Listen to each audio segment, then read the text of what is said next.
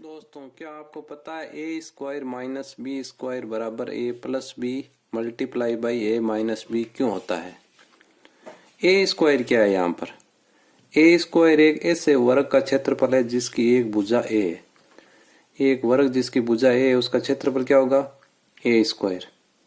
उसमें से अगर एक दूसरा वर्ग, छोटा वर्ग जिसकी भुजा बी है, उसका क्षेत्रफल बी स्क्वायर हो जाएगा। उसको अगर हटाएंगे तो ए भुजा वाले वर्ग में से बी भुजा वाले वर्ग का क्षेत्रफल को हटा लिया तो हमारे पास ये आकृति बची।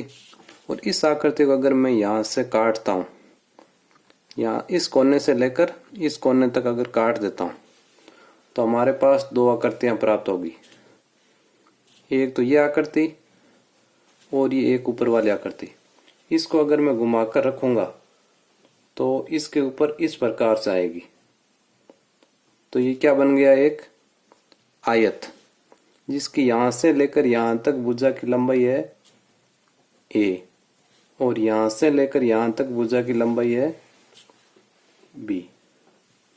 इसी प्रकार ये भुजा यहां से लेकर यहां तक कितनी है? ए, और उसमें से बी हटा दिया तो ये भुजा कितनी बची? ए में से बी हटा दिया तो ये बची ए माइनस बी। और यहां से लेकर यहां तक बन गई ए प्लस बी। तो इस आयत का क्षेत्रफल क्या हो जाएगा? ए प्लस बी ए माइनस बी, लंबाई गुणा चौड़ाई। इसी कारण ए स्क्वायर माइनस बी स्क्वायर बराबर A plus B into A minus B होता है।